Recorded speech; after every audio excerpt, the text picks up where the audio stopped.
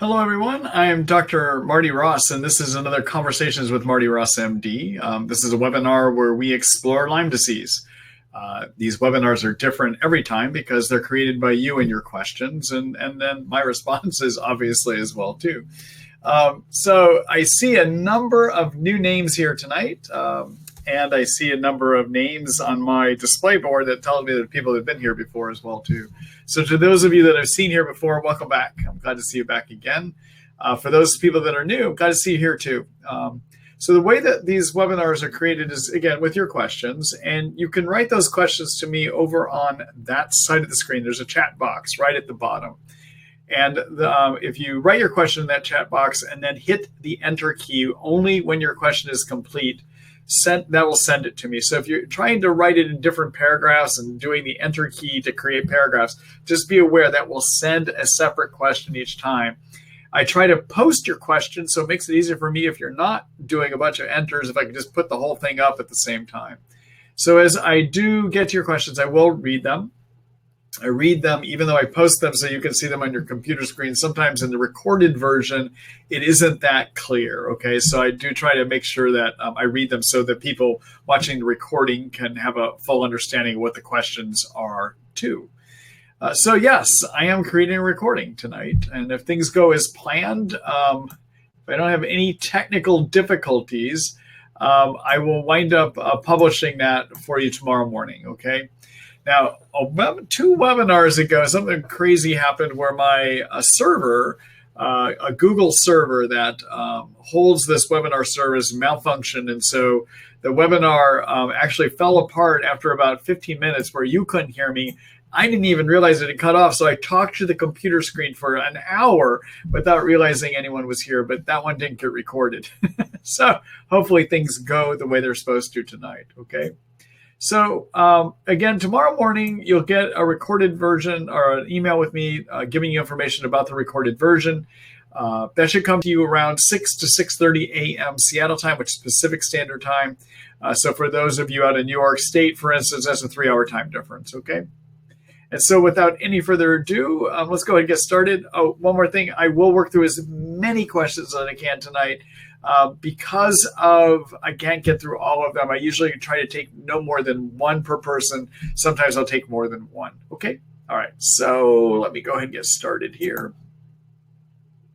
So this is from Sharon. It says, I recently got Lyme 4 months ago in Woodstock. I've done 2 months of antibiotics. And my question is, are antibiotics really effective against Lyme? That's a good question. So the answer is a lot of times, but not always. So let me try to explain that. So if Lyme and the easiest time to get rid of Lyme is if you get treated, the sooner you get treated to when you had your tick bite, the better your chances, okay? So if Lyme is treated within the first month of a tick bite, the month you get your tick bite, if you start treating within that first month, about 90% of people will have full recovery. And that's based upon information research that's supported even by the Infectious Disease Society of America, okay? That is if you are on an antibiotic for at least 3 to 4 weeks after that, and you get started within the first month, okay?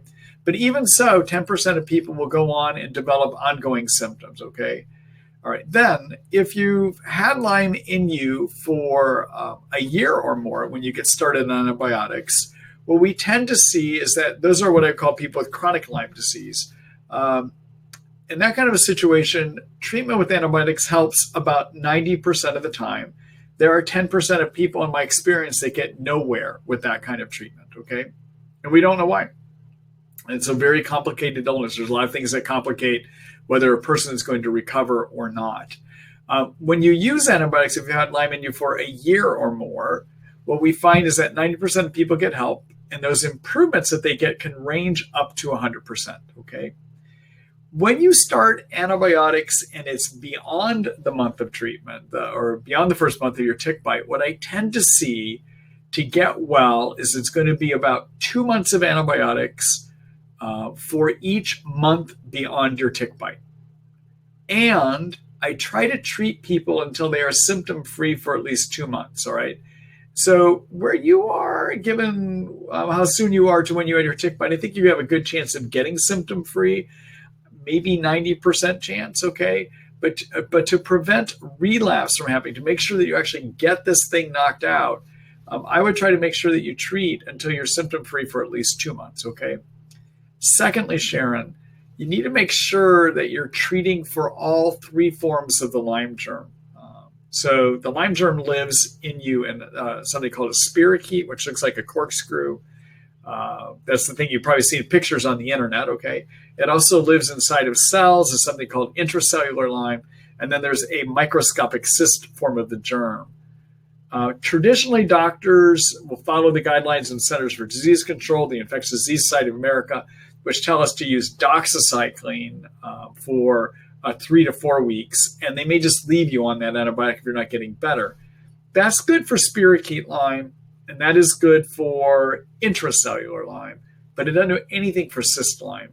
So for cyst Lyme, if your doctors aren't giving you something for that, I would add the supplement called grapefruit seed extract, 250 milligrams, 1 pill twice a day, okay? All right. So I'll try to show you where you can read more about these 3 forms of Lyme and various antibiotics you can use that treat all 3 forms. I'm going to do a quick screen share to show that to you.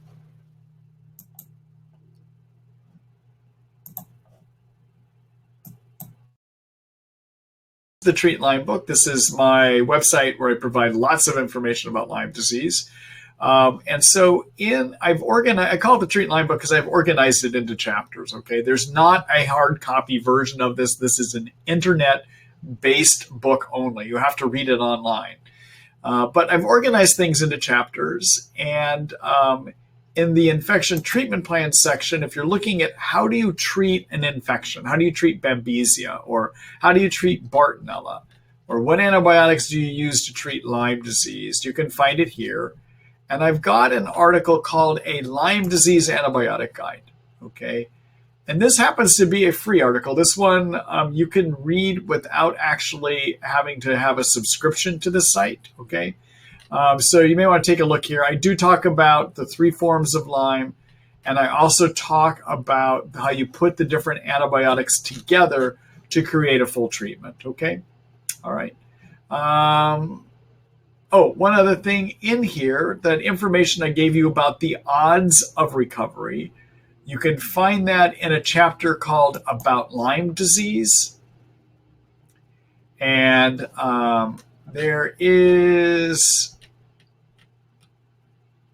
this article called Getting Healthy, Will I, When, How Do I? Okay.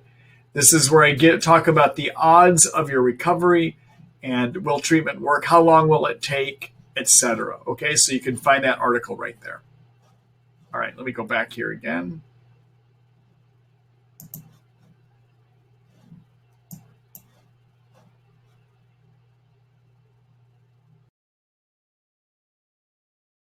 All right, there I am back again. Anyhow, I hope that gives you some useful information. All right, let me go back here. Thanks for that question, Sharon.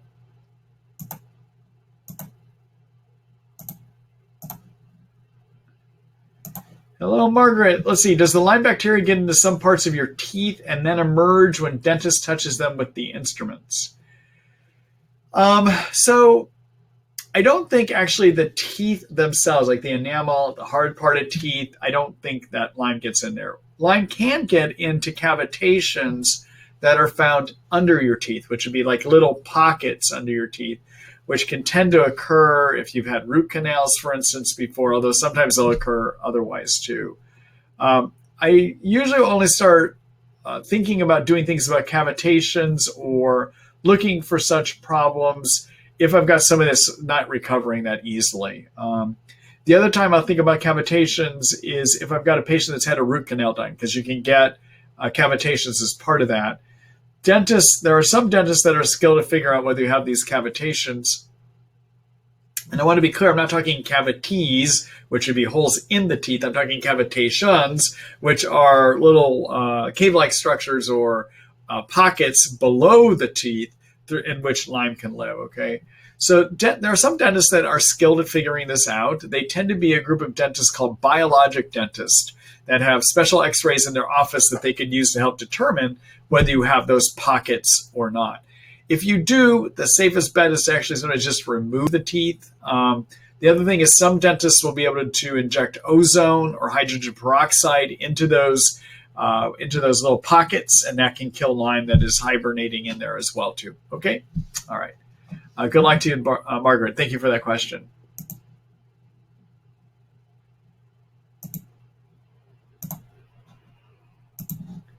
Hello, Sue. Let's see. I've been taking N-acetylcysteine, 600 milligrams from Life Extension 3 times a day with meals for over a year without trouble. But now it's giving me severe gastroesophageal reflux disease. That means she's getting acid up into her food pipe, which is probably giving her heartburn pain about 30 minutes after swallowing the pill. Is this unusual? Do you recommend an alternative other than an expensive Tri-Fortify Orange? Also noticing occasional... I think there's a second part to your question. Well, Sue, the second part didn't show up, so I'll try to answer your first part. Okay. So everyone, N-acetylcysteine is a good antioxidant that is a building block, one of the chemicals that's turned into glutathione. All right. And glutathione is a very important antioxidant. It's actually manufactured in every one of our cells. It's used to fix damage to our cells, and it's made in large amounts in the liver where it's actually involved in detoxification.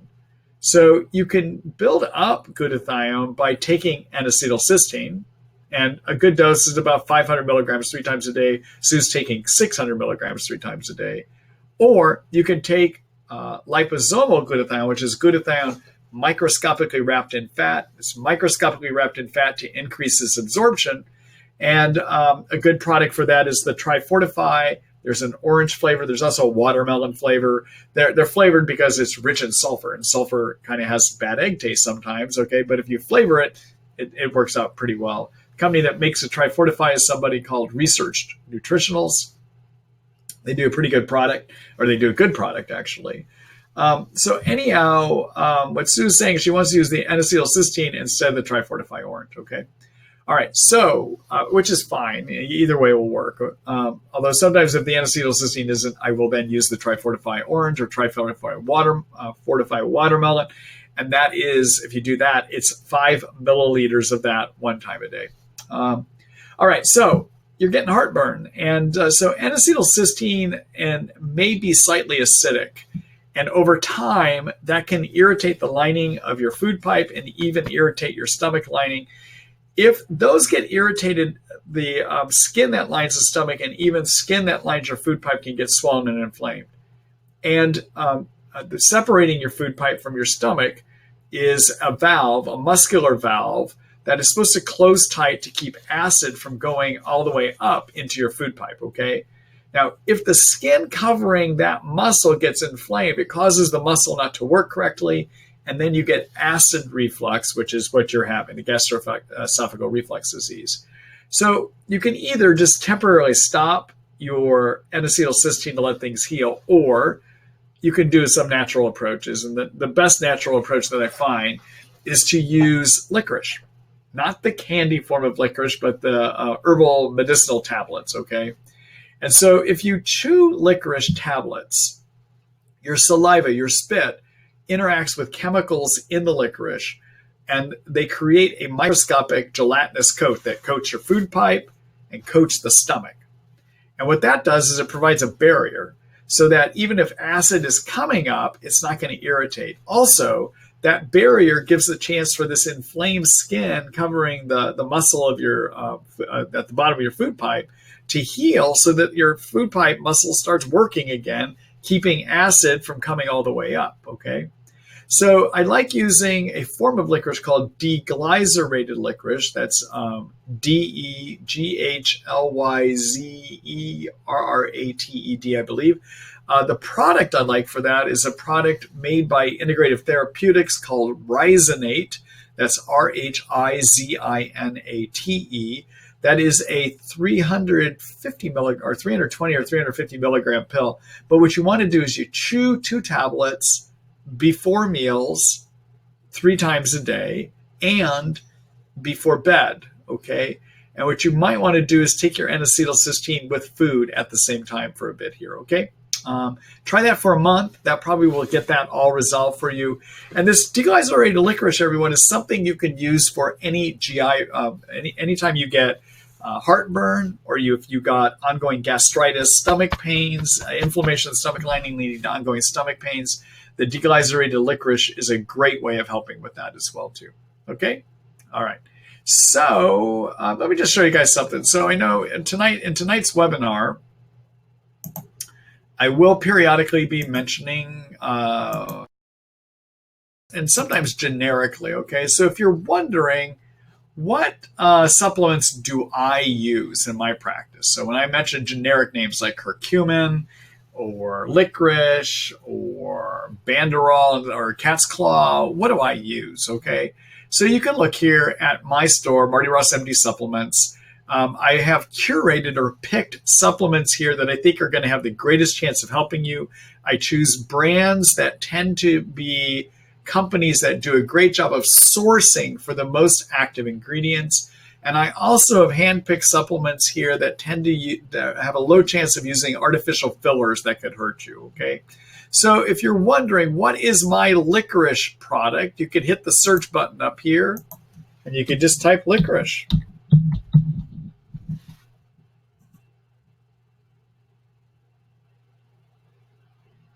And my licorice products are this rhizinate. There's actually 3 products here. You can find licorice in this other one called GI NCAP, and also Research Nutritionals has it in something called Heligard.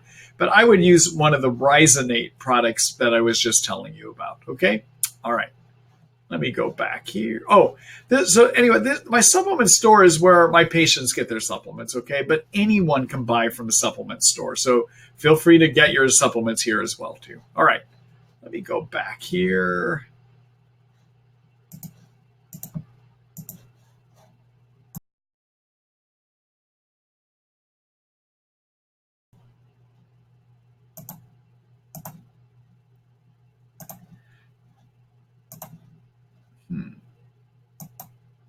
Hello, Kobe. Let's see, I was on minocycline and Tindy. I think you mean Tindamax.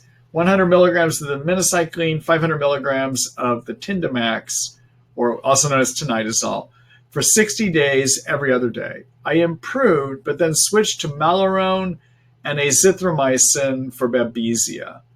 Wondering if I should have stayed on the minocycline Tindamax and increased dose and pulsing. And then what about tests like SED-rate and anti-nuclear antibodies as far as showing up in Lyme patients? I have a primary care provider say those are negative, so there can't be Lyme and co-infection problem. All right. So Kobe, I'm gonna take one question, this one first, then I'll go back to your other one. So it's very interesting. So SED-rate, sedimentation rate, or SED-rate, is a chemical that can become elevated when there is inflammation in the body. And it can often be inflamed if you've got arthritis problems, or it can be elevated if you have infection too. What's very interesting, though, it tends not to be elevated in Lyme. And I don't know why, but it just isn't. So even though your primary care provider thinks it should be, it's not. That's just not what happens in Lyme disease. This other test called an anti-nuclear antibody, or ANA, anti-nuclear antibody is also known as the ANA test, means that your immune system is making antibodies that's attacking your own genetic material, okay? And although it tends to be a test that we do to see if you might have lupus, it actually is not specific for lupus. You can have elevated ANAs and not have lupus, all right? So Lyme can trigger that to happen sometimes, but it does not always. And in fact, probably maybe about 5 or 10% of the time based on my experience. So it's not a useful test to find out if you have Lyme either. So I don't agree with your primary care provider. They don't, obviously they're probably not taking care of Lyme disease or not enough of it to know these things, okay? So generally you just don't see those elevated, okay? All right, so then let me go back here to your first part. Okay, so if we look at, so in terms of minocycline and tinidazole, the minocycline is useful for treating intracellular Lyme and treating spirochete Lyme. Remember earlier I said we have to treat all three forms of the germ. The Tindamax, also known as tinidazole, is useful for cyst Lyme, intracellular Lyme, and according to some Petri dish experiments, does a good job breaking up biofilms as well, too. It may remove a slime layer that can cover Lyme germs, all right? The Malarone and azithromycin. Malarone is good for Babesia, which is a Lyme co-infection. Acts a lot like malaria. We use anti-malaria medicines, Malarone for that. The azithromycin may help with that treatment. And then the azithromycin will treat intracellular Lyme, spirochete Lyme, all right? So if Lyme is still in you, on this Malarone azithromycin, you don't have an adequate Lyme treatment. You need to add something to pick up the cyst form of the germ. And so a simple way of doing that is what I mentioned earlier tonight would be to add the herb called grapefruit seed extract. And you could do that as one pill twice a day, 250 milligrams, okay? So that then creates your Malarone azithromycin with grapefruit seed extract is a good Babesia and a good Lyme treatment. Okay, now be sure, I hope your doctor is not trying to pulse your Babesia treatment. It is not a good idea. I know some of my colleagues will try to do it. I don't understand why they do it. And here's why. Babesia replicates quickly. Lyme does not replicate quickly. Okay, so Lyme, you can do pulse treatments. You can do starting and stopping of your antibiotics. I don't know that I would pulse it the way that your doctor was doing the minocycline Tindamax, but it is okay to pulse for Lyme, the Lyme germ, because the germ grows so slowly that it's not going to come back quickly. Babesia and Bartonella, those co-infections replicate under 24 hours. Okay, so those germs come back quickly. And even though some of my colleagues like to do their Babesia treatments by pulsing, I just don't get it. So I hope you're taking your Malarone Zithromax every day for your Babesia. Okay. Yeah. So those are just some thoughts that I have for you. Good luck, Kobe.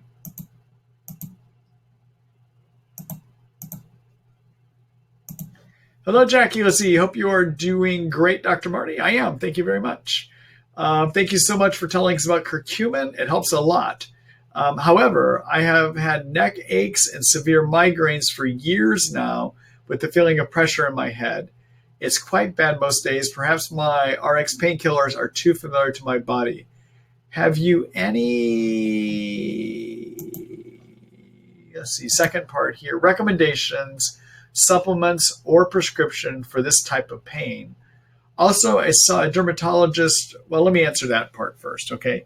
So headaches and migraines, one of the foundational things that you should be doing, that thing that anyone with headaches or migraines should be doing, is get on magnesium. It seems there's some good research showing that it can decrease the intensity and even the frequency. And the magnesium, you want to take around 400 to 600 milligrams at bedtime. The reason to take it at nighttime is it can make you sleepy. If you're taking too much magnesium, it could give you diarrhea, okay? Because magnesium in the intestines holds water in the intestines, which can give you diarrhea. So if you do 400, 600 milligrams, you get diarrhea, just back down the dose, okay? All right, now, if this is a true migraine, and you use the word migraine, so migraine headaches mean pain, but they also mean that when you get the headache, you may even have nausea, or you may have light sensitivity. Okay, that's what a migraine headache is. So if these are true migraines, there's an herb you can use to prevent them from happening too. In addition to magnesium, there's an herb called butterbur. And it comes as a 50 milligram pill. And you would want to do one pill 3 times a day. And it serves as a preventive as well too. It's been used in head-to-head studies against other drugs that prevent migraines and does just as well. Okay, tends not to have side effects as well too. The other thing you ought to get for your headaches is something called a prescription called Imitrex, and you could use that when your headache is just starting. Now, traditionally it's used just for migraines, but actually it can help break other kind of headaches that are just starting as well too. The key to Imitrex, though, it's a prescription, is you have to take it right at the beginning of a headache, because if you take it too late, that headache is gone, it's locked in. The Imitrex will not stop it, okay? right. The other thing is the curcumin you mentioned may be helpful for the headaches, but you have to take it at least 500 milligrams 3 times a day. All right. So those are some thoughts for you on that. All right. Let's see. I saw a dermatologist regarding dermatologic issues. I've had my face for years, now over a dozen, what looks like clear acne on my skin, sebaceous hyperplasia, what looks like a red pimple, benign fibrous papule, and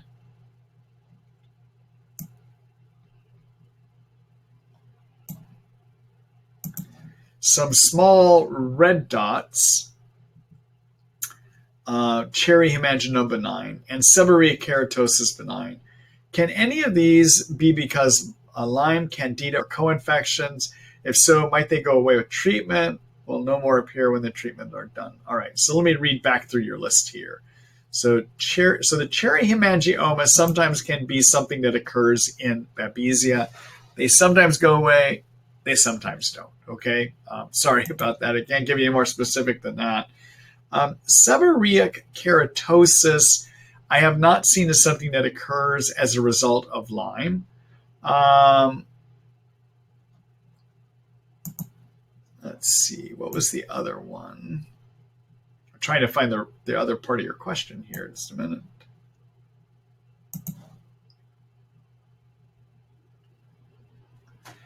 Oh, sebaceous hyperplasia, probably not related to Lyme either. Okay. So maybe the hemangioma will go away, but I don't see the rest of these lesions being ones that I would see as caused by Lyme disease. Okay. All right. Good luck to you, Jackie. Thank you for those questions.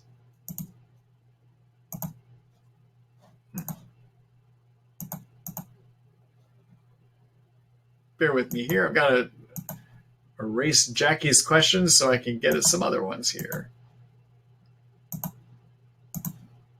All right. Hello, Brenda. Let's see. Thank you, Dr. Ross. I have Lyme and Bart. I can't use fluoroquinolones or Bactrim. What is the best advice for an antibiotic protocol? Can you please recommend some different combinations to try? Okay. So, Brenda, I'm going to point you to an article here in a minute that you can read more about this, okay? But there are a number of drugs that you can use in combination that are not fluoroquinolones. And everyone, fluoroquinolones would be Cipro or Levaquin. Bactrim is a sulfa antibiotic, okay? So my favorite Bartonella antibiotic is actually a tuberculosis medicine called rifampin. And you can combine rifampin either with tetracyclines like a doxycycline and minocycline, or you can combine it with macrolides, which would be Zithromax or Biaxin.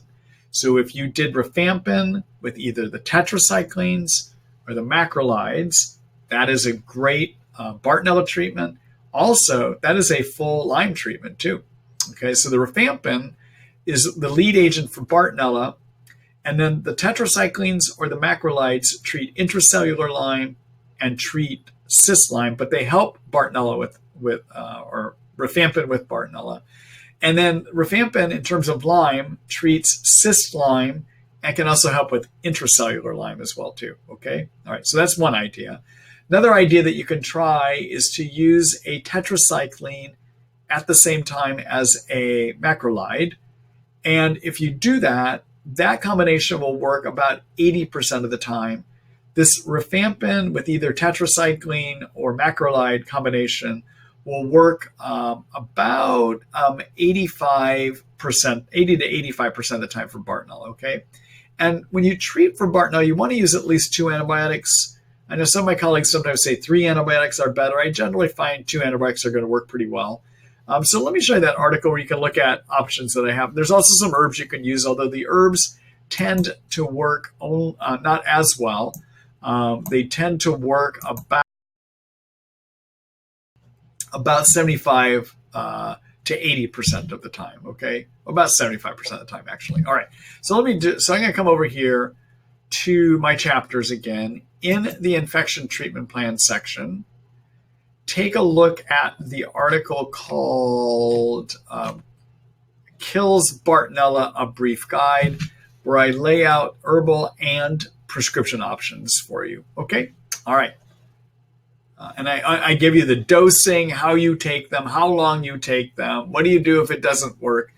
All that is in my article called Kills Bartonella, A Brief Guide.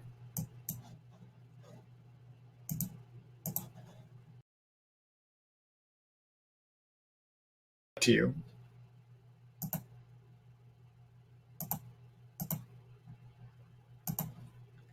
Hello, Lauren. Let's see. Hi, Dr. Ross. Do you have any advice about how to combat muscle wasting? Would you recommend any supplements for healthy tendons and joints?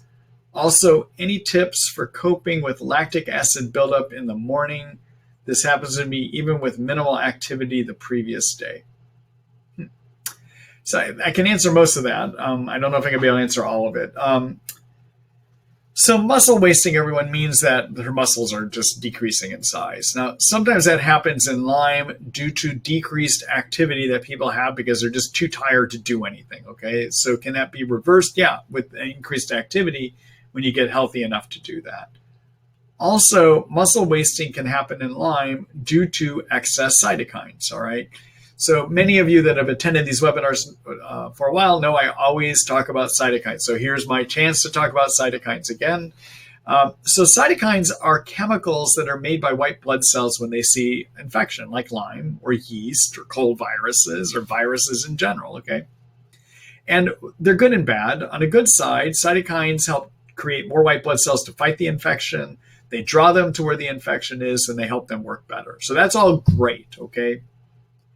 The problem in Lyme, though, is that the immune system often, and many people, doesn't do a good job, and it keeps trying harder and harder, and eventually it makes too many cytokines. And so you wind up getting what Lyme disease actually becomes then is a cytokine excess syndrome. And those excess cytokines suppress the immune system. They can make it so you can't think. They make you hurt all over. They give you fatigue. They interfere with how your hormonal systems work.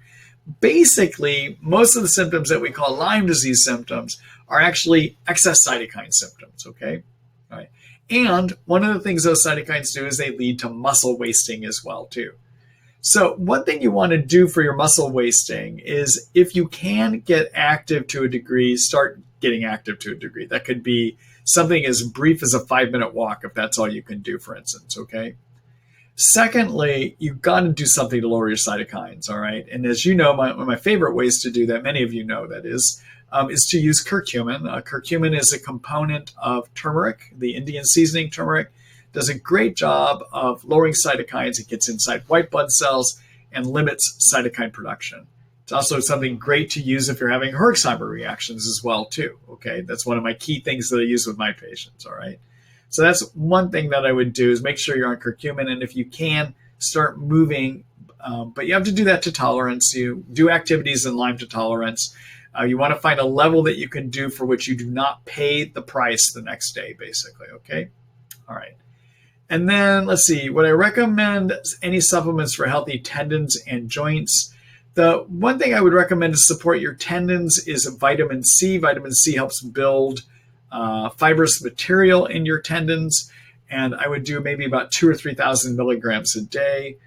In terms of supporting the cartilage in your joints, you can use something called glucosamine sulfate. Glucosamine sulfate is a building block for cartilage. So wherever your bones come together in a joint, those surfaces are covered by a layer of cartilage. That cartilage can be built by using glucosamine sulfate, 500 milligrams 3 times a day. If you're going to try it to see if it's going to work, do not use a 1 time a day variety. Make sure it's 500 milligrams 3 times a day. The 1 time a day varieties just tend not to work as well. You need to give it at least 2 to 3 months to see if it's going to help.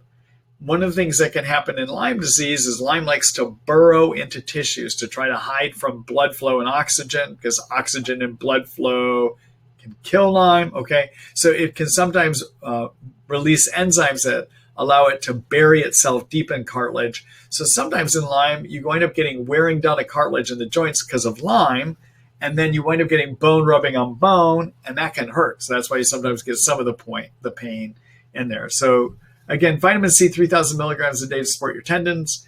And then in terms of rebuilding cartilage in the joint, glucosamine sulfate, 500 milligrams 3 times a day. In terms of the lactic acid buildup, I don't know. I'd have to look into that. I'm not clear what would be a good way to help you with that, okay? Anyhow, I said I could answer most of it. So good luck to you, Lauren. Sorry I don't have the answer for that last part of there. Okay.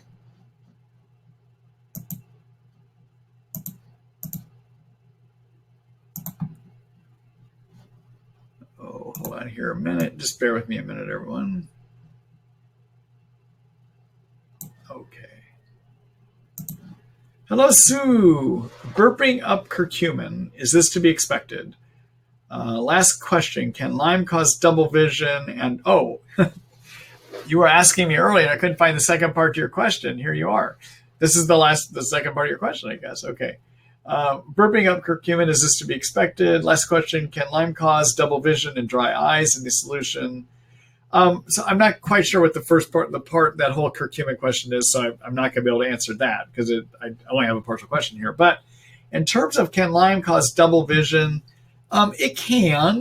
The way that it can give double vision is if it infects the nerves that make your eyeballs work correctly. So you've got a bunch of muscles around your eyeball that point it in directions, okay?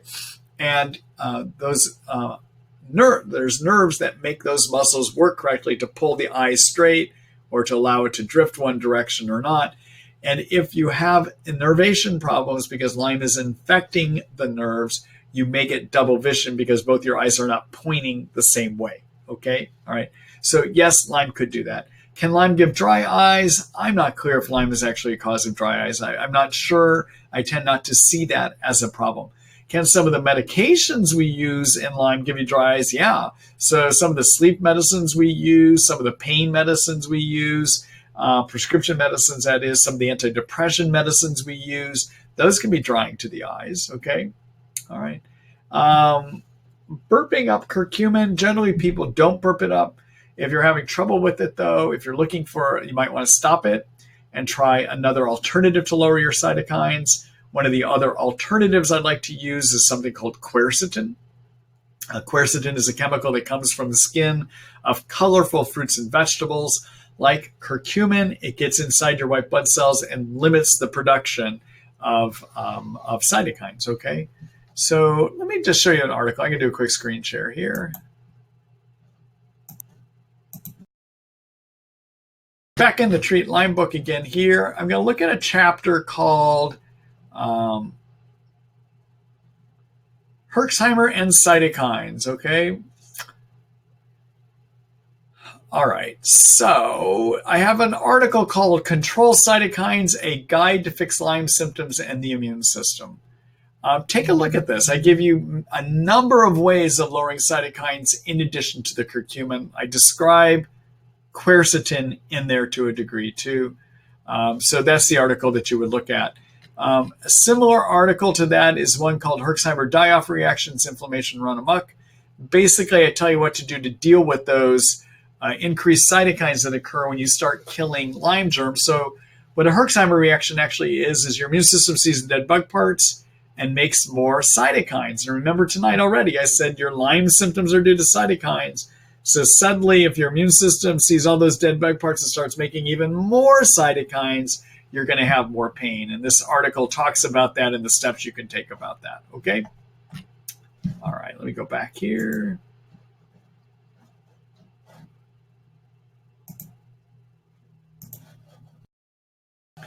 All right, Sue, thank you for the second part of your question there.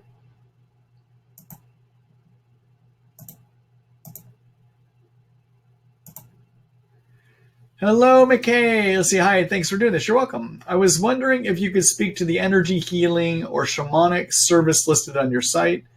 Are the benefits helpful for someone who is just not getting better? Okay. So I have to just say, shamanism is not something I do under my MD. Okay. So my medical board would think I'm crazy for doing it. So I just have to say it's another service. It is not technically a medical service. All right. So if you want to read more about what shamanism is, I would steer you towards a website called, by a group called the Institute for, or the Foundation for Shamanic Studies. And that was set up by an anthropologist called Michael Harner. And it's at shamanism.org. All right.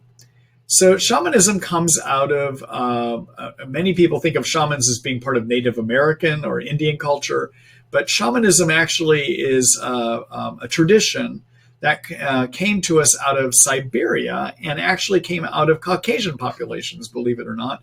The word shaman comes from Siberia. And basically what shamans do is they work with, or what shamanism believes is that there is a world of spirits actually that want to help people heal. And that you can work with those spirit realms to actually help healing. And there's a number of practices that you can do for that, okay? And I have to be very clear that, I mean, this is something, it's not for everyone. Probably about maybe once a week or twice a week, somebody will come to me that wants me to work with shamanism to help them. But there are various practices that I do with shamanism for people that want to do that, that can create marvelous changes for health, okay? So I would take a look at, with that, I don't want to spend a lot of time talking about that here, just because it's something a lot of people probably are not going to find a little woo-woo actually. But it's, I just know that it's a way of working with the spirit realm to affect changes. If you want to read more about it, I would take a look at the website called shamanism.org.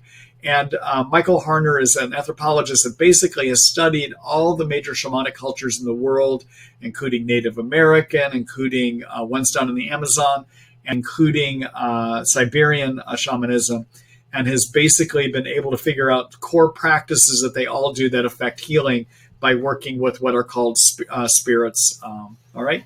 So anyhow, that's it. I'm going to leave it at that. Thank you for that question, though. I appreciate it. All right. Let me get rid of that. Hello, Nikara. Let's see. If a rheumatologist can't find the problem to an arthritic type of aches and ankle swelling and inflammation of that and chronic hand ache, is it Lyme disease? So rheumatologists, the kinds of diagnoses that rheumatologists do, basically they look for certain inflammation blood tests, and then they look to see if there are certain signs of inflammation that occur in certain joints or certain organs. And depending on what the pattern of the inflammatory blood tests are and the pattern of where you hurt, will determine whether they call it lupus or whether you meet enough criterion to call it rheumatoid arthritis or whether you meet enough criterion to call it Sjogren's disease, okay? So basically they're checking off enough boxes to see, do you meet the criterion to fall into one of these categories, all right? But sometimes people don't fall in their nice categories. And even if they do, sometimes what rheumatologists call rheumatoid arthritis or call lupus arthritis may in fact be caused by Lyme disease, okay? So could inflammation in joints that is not being figured out be Lyme? Yeah, but you need other symptoms too, okay? So Lyme is not going to usually just present as joint pains or joint inflammation. Usually there's going to be some fatigue. Usually there's going to be some cognitive or thinking impairment. Sometimes there's going to be neurologic disorders. And then a key characteristic that can be found in Lyme, this is interesting, this came out of some of Richard Horowitz's work, the doctor that wrote Why Can't I Get Better?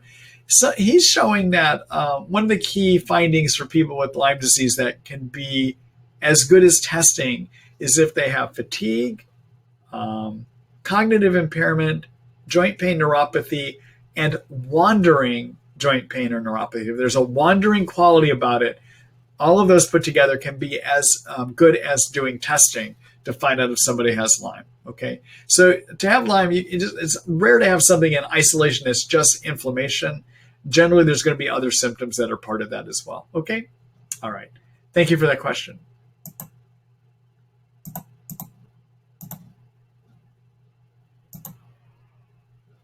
All right, let's see here. Hello, Pat. Let's see. Forgive me for the repeat question I asked before on the week when the webinar recording cut off. That did cut off. Let's see. Are there herbal alternatives to Xanax and Flexeril? Xanax helps my scratching, nerve crawling, and shaking. Flexeril helps my muscles not lock in spasm, relaxes them. Are these issues permanent damage? Okay, so the issues are often not permanent damage. Sometimes they can be, but generally I would say with treatment, both of those symptoms can get better. In terms of what is a good alternative to Xanax, I like working with something called L-theanine. L-theanine is a component of green tea. It's not caffeine though, okay? And it is converted in the brain into a chemical called GABA. Now, our brain has receptors that are called GABA benzodiazepine receptors. And Xanax is a benzodiazepine. So GABA that is created by L-theanine works at the same receptor site that the benzodiazepine Xanax does, okay? And can have similar effects to it. So if you're going to use it, I often will have people use it for sleep, for instance. If you do it at night, you could take up to 600 milligrams before bed. If you're trying to use it to control some of the nerve agitation that you have, you could even use it in the daytime. You do not want to go over 1,200 milligrams a day, though, okay? And if you do use it in the daytime, you can do 100 milligrams, 200 milligrams, up to 3 times a day. Just realize that the more you use in the day, you might get sedated from it, okay? But, your Xanax can do that too. All right, in terms of muscle relaxers, what do I like for that? Naturally, I like working with magnesium. I like working with magnesium in a dose range of about 460, 100 milligrams at bedtime. That's 400 to 600 milligrams, okay? I know that there are a number of herbs that also help with muscle relaxation. And let me look at one of the products I have just to see if, so I can see if it's in this one product. I'm going to do a quick screen share here, just a minute.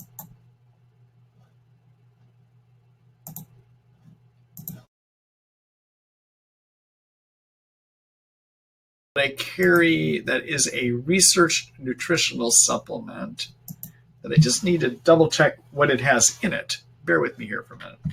It's called Soothe and Relax. There it is.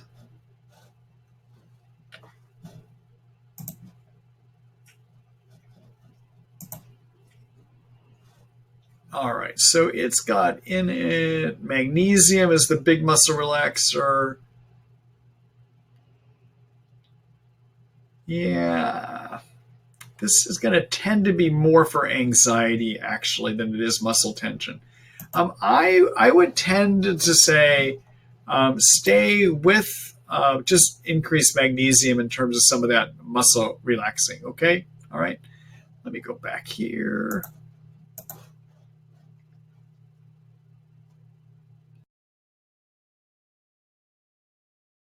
Soothe and Relax actually had some black cohosh in it. Black cohosh is an interesting herb that is often used for women that are menopausal. It can act like a lot like estrogen does, but it also is a good muscle relaxer too. And there's something called cramp bark. Actually, no, I'm sorry, it's cramp bark I'm thinking of. There is an herb called cramp bark that can also be used for women that are having a lot of pelvic pain from uterine contractions. But cramp bark is something to consider. And actually, black cohosh could be too. I just didn't see it in that product. I was trying to see if it might be in there, okay? But those would be some herbs you might consider using as well. All right? All right. Good luck to you. Thanks for that question, Pat.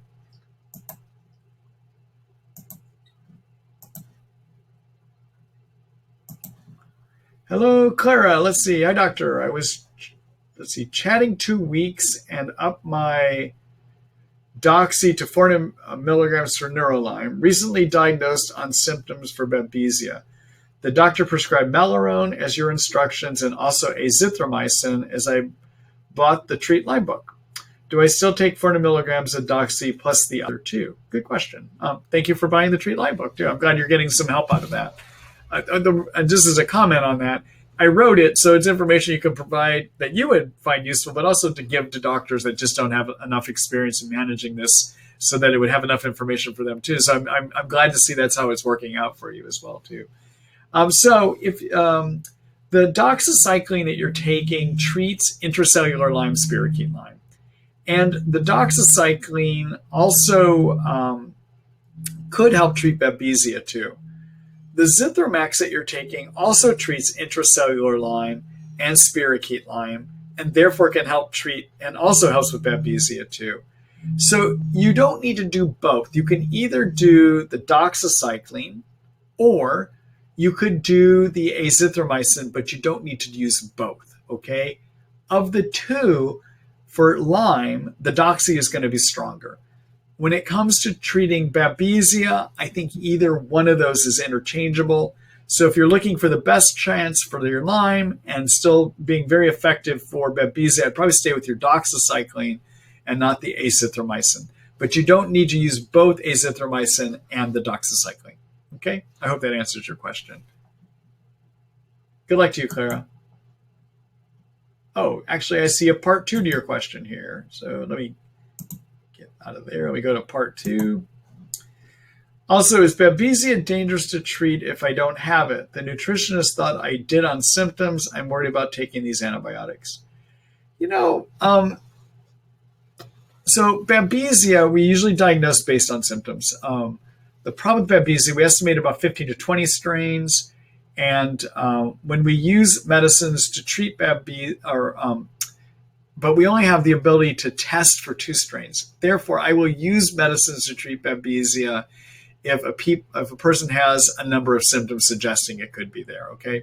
So symptoms that make you think about Babesia are night sweats, panic attacks, racing or skipping of the heart, a lot of headaches in the front of the head, increased deja vu experiences. Sometimes people with Babesia get frequent deja vu experiences, okay? And that could be deja vu like daily or even weekly, okay? And then sometimes people with Babesia get air hunger, feeling like can't get enough air. Also, Babesia sometimes makes you want to feel like you're going to pass out. And Babesia sometimes gives you a feeling of imbalance. So if you have a number of those symptoms, that can be a reason to think about Babesia. Finally, think about Babesia if you have just bone-drenching fatigue and you're treating your Lyme and you're just getting nowhere. Sometimes Babesia can be part of that picture too, okay? Now, about Malarone, generally it's tolerated. The one thing I find is that sometimes people get headaches on it. That's the major difficulty that I see with it. And sometimes it can lead to liver inflammation too. But if you have enough symptoms of Babesia, I would treat it with either the Malarone with azithromycin that is, or the Malarone with doxycycline. Okay? All right. Good luck to you. Thank you for that question. Thank you for both questions.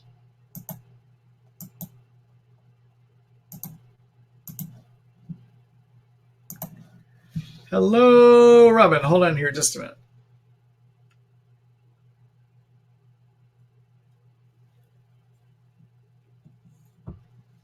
All right. Let's see. Does Babesia cause seizures? Hi, Robin, by the way. So, does Babesia cause seizures? I took a tincture that is directed at Babesia and my seizures hurts terribly.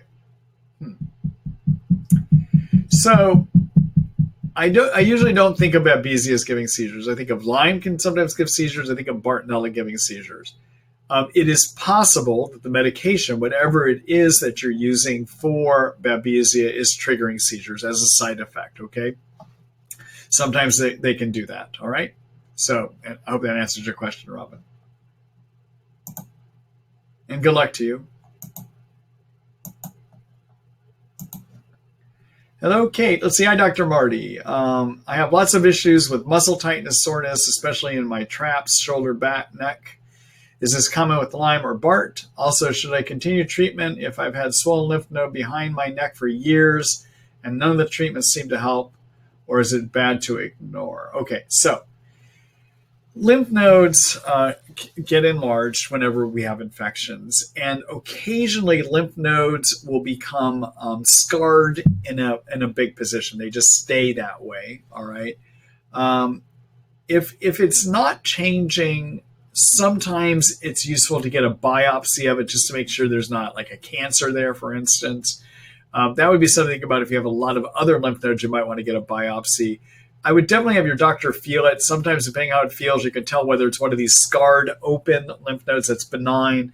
If it's not quite feeling right, sometimes they need to go in and do the biopsy to look at that. Okay? All right. Now, muscle tightness, soreness, especially in that shoulder area, traps, that tends to be more Lyme-ish, not Bartonella-ish, and based on my experience, okay? And sometimes it just takes time for it to go away.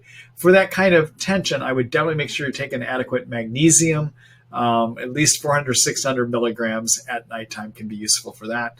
Sometimes you got to use prescription muscle relaxers like Flexeril or Scalaxin or methocarbamol, those kinds of things too. Okay? All right. Good luck to you. Thank you for that question.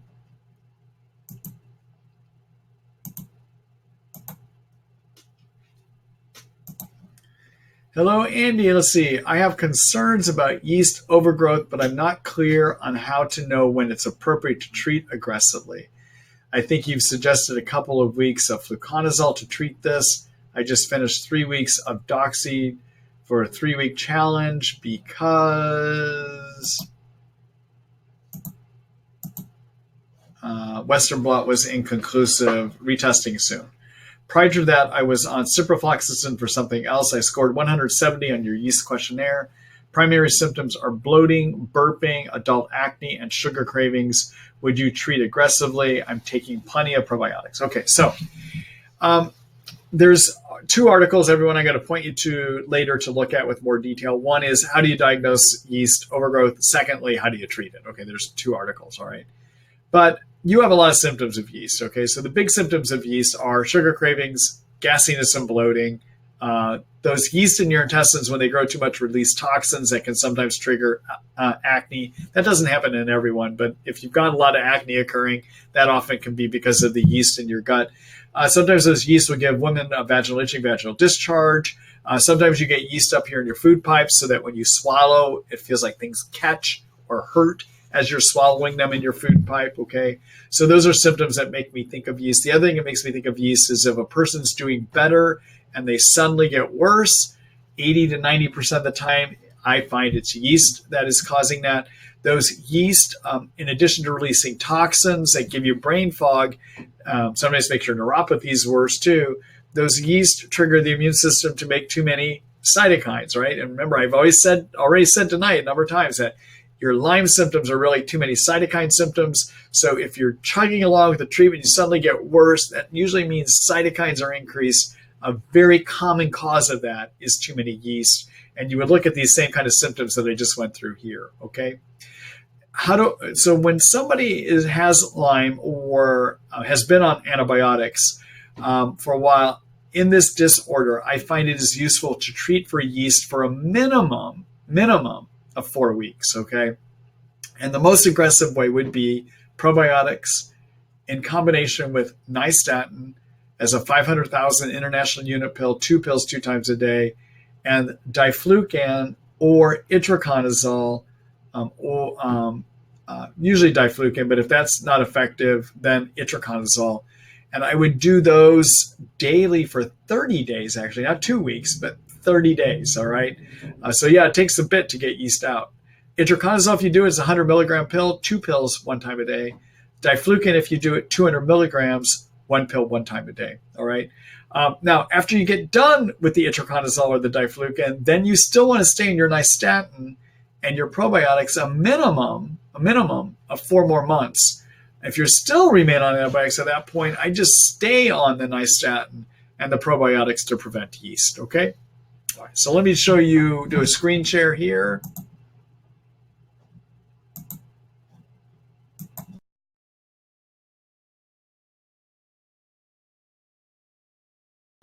I actually have a chapter here called Yeast. It's in the Germ Control and More section. All right, so in here there's an article called A Silent Problem, Do You Have Yeast? Take a look at that. You'll find the questionnaire that she mentioned about a yeast screening questionnaire, okay? And then I have an article called Kills Yeast, A Brief Guide. And in here, I lay out a number of ways, including herbal, prescription, compounded medicines, and even using an insecticide called lufeneron if nothing else works. And if you want to see more about the insecticide, take a look at this article called Lufeneron, an experimental yeast treatment, okay? Yes, sometimes we have to do some crazy things in this disorder. All right, let me go back here.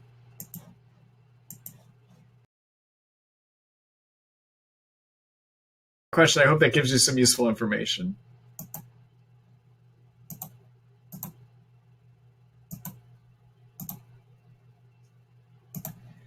Hello, Chris. Let's see. I've had Lyme disease for over 20 years and have daily brain fog, I believe, a result of Lyme. Is there a solution? So, brain fog. So, yes. Well, yes. And probably to give you the best answer, I would need to ask you a lot of questions. So, my questions would be: is your Lyme under control? Is your Bartonella under control? Have you had adequate antibiotics for those? The other thing I would want to know, I would ask a bunch of questions to figure out, do you need to detox better? And then finally, I would try to do some things to help lower the chemicals that lead to that brain fog. So one of the chemicals that leads to brain fog in the brain is something called quinolinic acid. What is good at lowering quinolinic acid is the curcumin that I've mentioned a number of times tonight, 500 milligrams as one pill 3 times a day. The other thing you might want to think about for the brain fog is get on glutathione. Again, I like using a product by Research Nutritionals for that called Trifortify Orange or their Trifortify Watermelon. You would want to do 1 teaspoon 1 time a day of either one of those, okay? And there are more things you could do too. Let me show you the article that you can read on that to get even more ideas. But at a minimum, get on the curcumin, get on the glutathione. Make sure you've treated your infections adequately. Let me do a quick screen share here to go to that article to show it to you.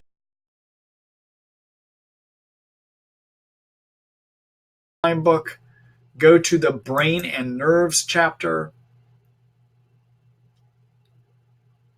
and look at this article called Brain Fog and Lyme Disease. You can fix it, okay? So take a look at that for even more ideas than what I just described to you, okay? All right.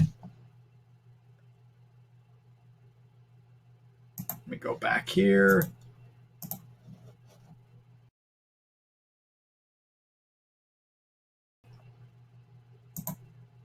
And good luck to you.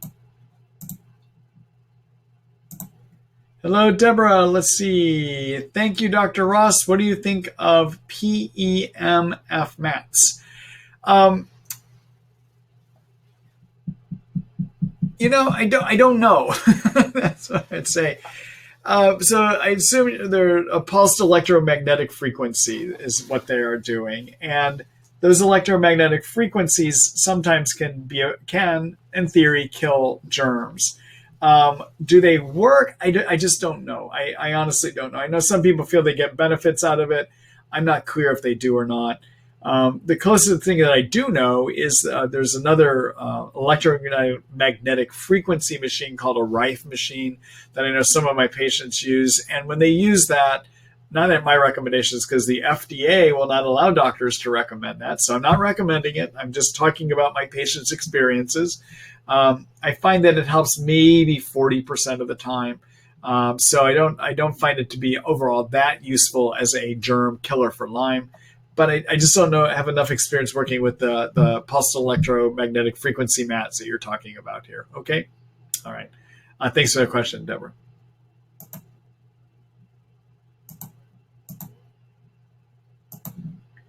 Hello, B. Let's see. Hi, Dr. Ross, and thanks. You're welcome. Is there an advantage to treating the spirochete and L form of Lyme and then cyst form later in treatment? Does rifampin treat Bartonella? So the simple part of that question is yes, rifampin treats Bartonella.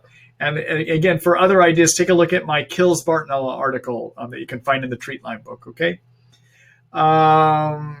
In terms of, so I generally like to treat spirochete, intracellular Lyme, and cyst all at the same time. And the reason I like to do that is there's an issue that when you're using antibiotics to treat spirochete or to treat intracellular Lyme, what that does is that stresses the germ. And the germ is going to try to protect itself. So what it does is some of those germ forms, rather than getting killed and leaving themselves in a position of getting killed, will convert into the cyst. All right. So what I like to do is treat them all at the same time to prevent that from happening. Okay. That's just my general treatment approach. All right. Good luck. Because what I'm worried about is if you don't, you're treating over here, and then you stop, and then you start. So you're treating intracellular spirochete Lyme, and then you stop, and then you start treating all these cysts that built up. Well, as you start treating the cysts, some of those cysts are going to come back over into the spirochete and intracellular form. So you're just going to keep bouncing back and forth unless you treat them all at the same time in theory. Okay? All right. Thank you for that question.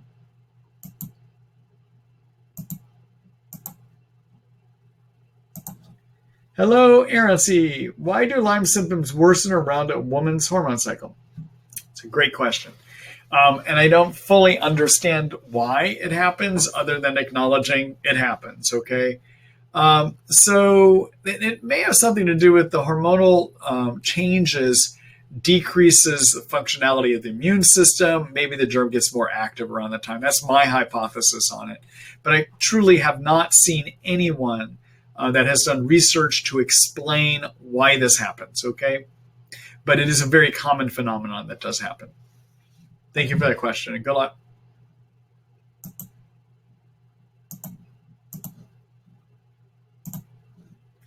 Hello, Catherine. Let's see. Are the neurologic symptoms permanent if you're 5 years out on getting diagnosed?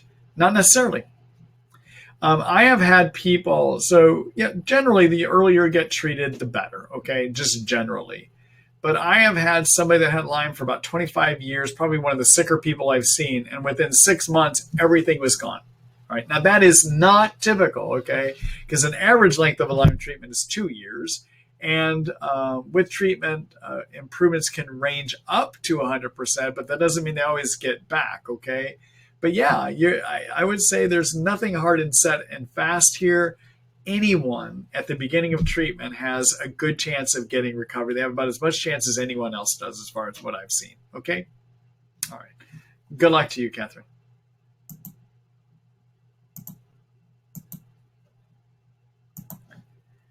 Hello, Charlene. Wow, I haven't seen a question from you in a while, Charlene. So good to see you here again. Hi, Dr. Ross. ILAD's meeting in Boston, Massachusetts. Can you let us know what is new? Wow. To be honest with you, there wasn't a lot new other than some further developments of some existing information out there, okay? So there were a number of presenters talking about the need that in addition to killing germs, to try to take measures to support the immune system and to detox. Now, as many of you know, I build that into my treatment protocol, right? And the way I build it in is you support your immune system by supporting your adrenals, by by lowering cytokines, by getting sleep. Those are good things. Detox I try to build into, but there was a lot more emphasis on that. The other thing, we got a little bit more information about using dapsone to treat persister Lyme. That's an idea that Dr. Horowitz came up with a year ago, and he did some studies on about 100 people. He now has done studies on about 200 people, I think, and has more working information about it. And what his data is showing him is that when you use dapsone, about 30% of people cannot tolerate it, okay? What was interesting is that's been my clinical experience. So it was good to see him have some data that showed that. And although I think it's been a wonderful drug and approach to use in the number of patients, it's helped move their treatment along, I have a lot of trouble with a lot of people on that. So it's not the universal treatment that can help. The other thing that Horowitz showed that was interesting from a diagnostic standpoint is one of the things that can be fairly diagnostic of Lyme, almost as good as having blood testing, is if you have a pattern of either wandering neuropathy or wandering joint pain. That is so specific for Lyme that if you have that, there's a good chance you have Lyme, okay? That was an interesting finding as well, too. And then finally, I've learned and done some discussions outside the conference about a newer product that I'm going to start carrying in my store and start using with my patients called Biocidin. Biocidin has a number of germ killers in it and substances that can kill Lyme and actually remove biofilms and get rid of yeast in the intestines and get rid of parasites in the intestines. It looks like a pretty good product. I'll probably be introducing it as a means of treating biofilms because there's some really good research showing it can be great at treating biofilms, okay? And there's also good research showing it works on on treating all three forms of Lyme as well too. So I'm going to probably be starting to add that into my treatments. I know some of my colleagues have been using it for biofilms for some time, and you'll start seeing those products being offered on my Treat Lyme site as well too. And then finally, outside of the conference, I learned, had more information that I picked up on Igenix's new Lyme testing, which I think is kind of exciting. Igenix has come up with a test that's kind of an offshoot of a Western blot to see if you have Lyme, called a Lyme blot. I think they're calling it Lyme blot. Bear with me. I'm trying to grab the right name here. Hold on. I'm blanking on the name. It's called a Lyme blot. And what a Lyme blot does is it's a way of measuring if you're making antibodies against proteins found on the covering of the Lyme germ. But they actually grow the proteins. They're growing them genetically. Okay, so instead of killing Lyme germs, they're actually growing them. So they're more specific and certain, if you will. And in addition, these proteins are the same ones that are found on European strains instead of just U.S. strains. And that Lyme blot test is better than a Western blot. It tends to be more specific and less false positive. So its sensitivity, its ability to find Lyme is about 91% based on one of their studies, and comparing to the Western blot, which is 80 to 85%. So it has a better chance of finding Lyme than even the Western blot, which could find it 85% of the time when it was there. Their new Lyme blot will find it 90% of the time. Okay, and it has the ability to pick up European strains, and it's more specific, meaning that when it comes back positive, it truly is positive. Okay, so it may be a better test. I'm going to start introducing that into my practice. And Igenix also is now offering a test called they call it their Lyme spot test. What are they calling it? I think they're calling it the Lyme spot test. It's a form of something called an ELISpot. And what an ELISpot is, it's a way of looking to see if you have a type of white blood cell called a T cell that reacts to Lyme proteins when introduced to them. And if it does react against the Lyme proteins, it means that it knows that Lyme is in you. And so their way of doing it, I think, is a better way of doing it than the ELISpot that's offered by Armin Labs out in Germany. I think it's more specific. I think the Armin Labs may have a greater chance of having false positives than what the Igenix method is. And I'm probably going to be adding that as a tool too. I hope to have an article up more about this with some specific information over the next few weeks. I am getting back to starting to write articles again within the next week or two. And so those are the new ideas I have, Charlene. Thank you for that question.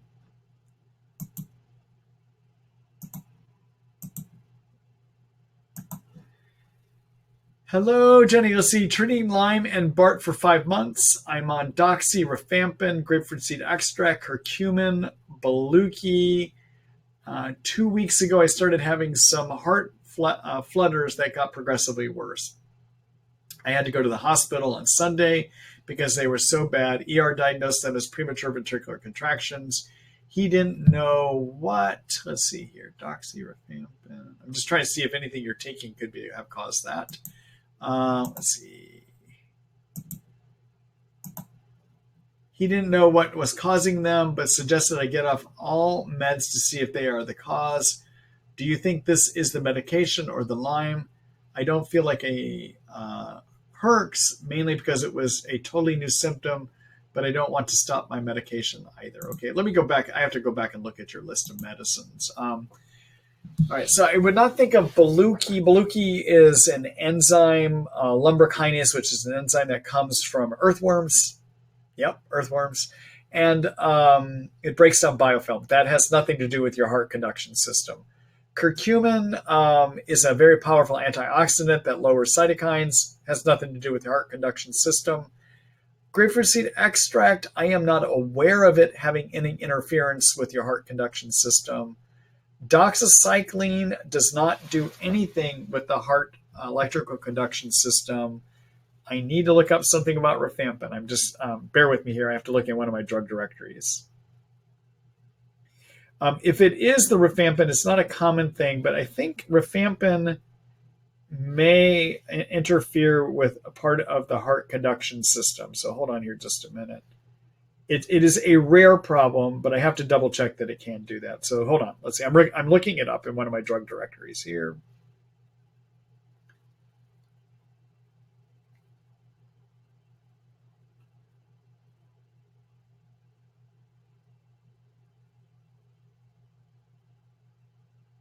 I'm still here.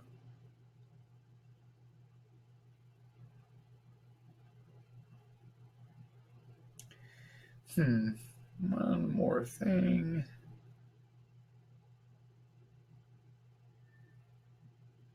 And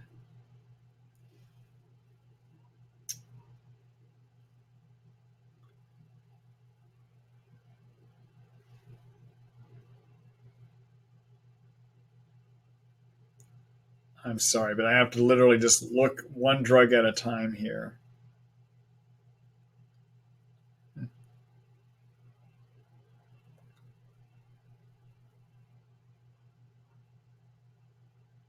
Yeah.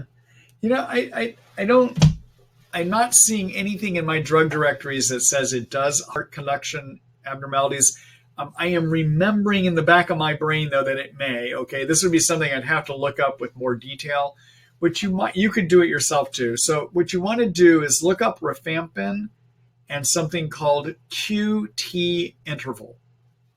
What is that? Well, QT interval, if you've ever seen an EKG and you know how you see the squiggly lines, okay, those squiggles all have a letter. So the low point is called P, the peak is called a QRS, there's another little P called a T. So the QT interval is the length of time that it takes the heart to go from this Q part of the electrical conduction pattern to the T part, okay?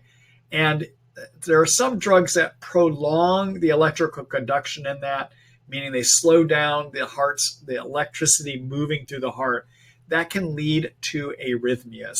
And I just don't know off the top of my head if rifampin is one of those drugs, but in the back of my mind, I think it may be. So just Google QT interval and rifampin.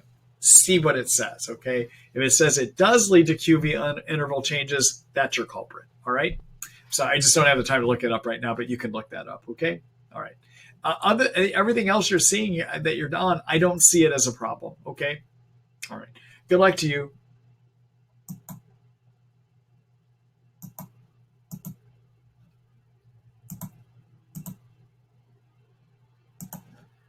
Hello, Val. Let's see. My husband, who has Lyme, Babesia, and Bartonella, experiences short periods of extreme weakness that seem to correlate with rapid changes in oxygen levels to the 80s or 70s. After 5 to 10 minutes, it goes back to the 90s and he can stand again. Any idea what would cause this?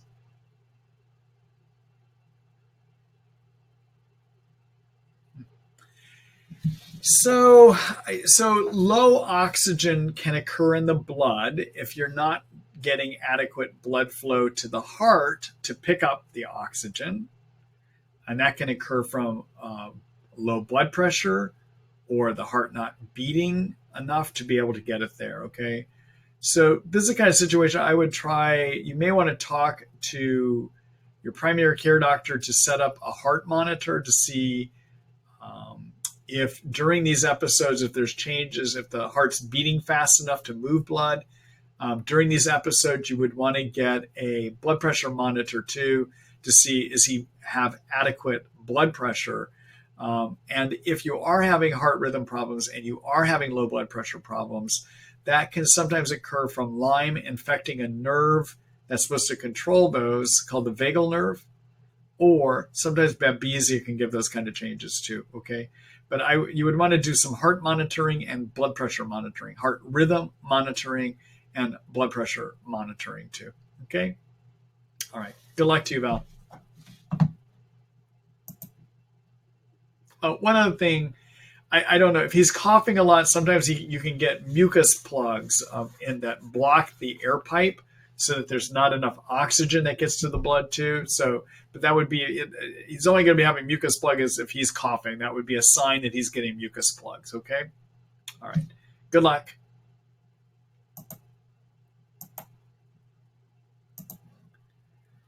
Hello, Lauren. Let's see. Hi, Dr. Ross. Do you have any advice about how to combat muscle? Oh, we already answered that earlier.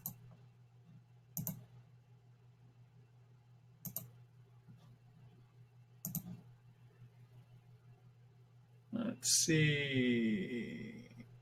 Hi, Nakar. Let's see. Rheumatology can't find the results to inflammation, the swelling of ankle, and can't walk, and pain in hand. Is this Lyme disease? I have vocal cord dysfunction. From a heart cardiac specialist, I have tried antibiotics, never worked. Get quite tired daily. Naturopath giving detox liquid. So, Nikara, it could be Lyme. When we consider if you have Lyme, there's 4 things I consider. One is, do you have risk of getting it? Okay, now the people with the greatest risk of getting it are people that have a known tick bite. But 50% of the time, people that have Lyme, they don't remember a tick bite. Interestingly enough, there's European studies that show mosquitoes and flies and fleas can carry Lyme. That doesn't prove they transmit it, but boy, when you got 50% of people having Lyme that do not remember a tick bite, you got to wonder, is there another vector spreading it? Okay, so you got to look at, do you have risk of getting it? Secondly, do you have a lot of symptoms that suggest it? Yeah, those are a number of symptoms. I would need to ask you a lot more to find out what other symptoms you have, but you have a lot of symptoms. You might even want to take Google the Horowitz Lyme questionnaire. See how you score on that. You'll find it on the internet. See how you score. If you score in the range that his questionnaire says Lyme, there's probably a good chance you have Lyme. Okay. And then I also consider, do you have any physical exam findings? And the 4th thing I look at is, do you have a supportive blood test? So you ought to try to see if you have it based on blood testing too. If you're going to do testing, make sure you're using a lab that is good at doing Lyme testing. Do not go to LabCorp. Do not go to Quest. Do not use their Lyme test kits because they're the FDA CDC approved test kit. Those test kits and their method of doing a Western blot will only find Lyme 60% of the time. You do not want to waste your money, okay? I think a better way of testing for Lyme is either the Western blot through IGeneX or now using this new IGeneX Lyme blot that I was just describing earlier. I think you have a better chance of finding Lyme with that, okay? All right. Thank you for that question. Good luck to you.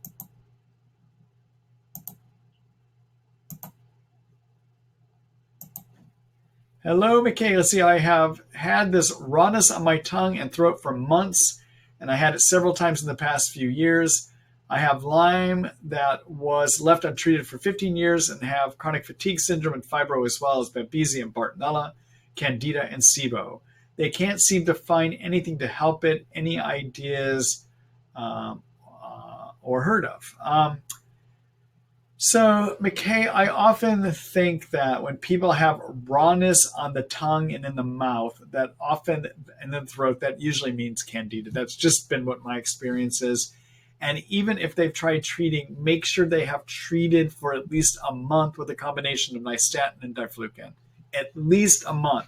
Often doctors will not treat long enough with those, okay? I would probably try to do those as the liquid varieties on both of those as well, too. Swish and swallow them, okay? All right. Good luck to you.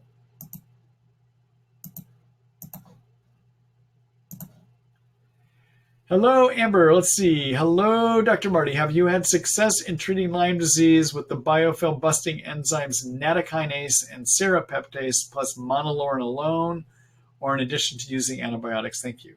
So, my favorite enzyme to break up biofilms is lumbrokinase. I tend not to find the serrapeptase and nattokinase to work as well. Lumbrokinase, I think, is just more potent. I like using it at 20 milligrams twice a day. When you take it, you need to take it on an empty stomach because it's an enzyme. It will digest anything else in your stomach, all right? So take it on an empty stomach.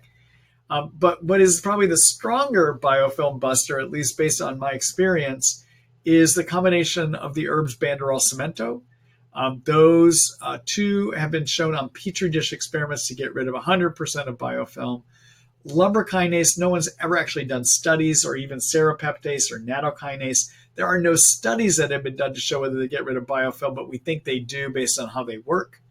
And then the new biocidin product that I was telling you about has some very compelling experiments that showed that it can break down about 100% of biofilm too. And again, as I said, I think I'm going to start adding that to my practice. There is also research that they have done that shows that it can kill Lyme too. Keep an eye out. You'll probably eventually see an article coming out for me on biocidin as a Lyme killer and also as a yeast killer and also as a biofilm reducing agent as well too. Okay. All right. Thank you for that question, Amber.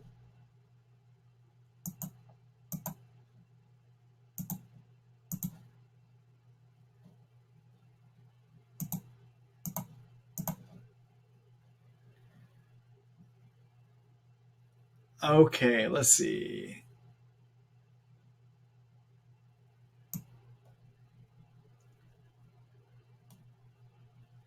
Boy, I tell you what, I think I'm just realizing what time it is here. I think that's it for me for tonight, everyone. There's a number of other questions, but I did get through a lot of them.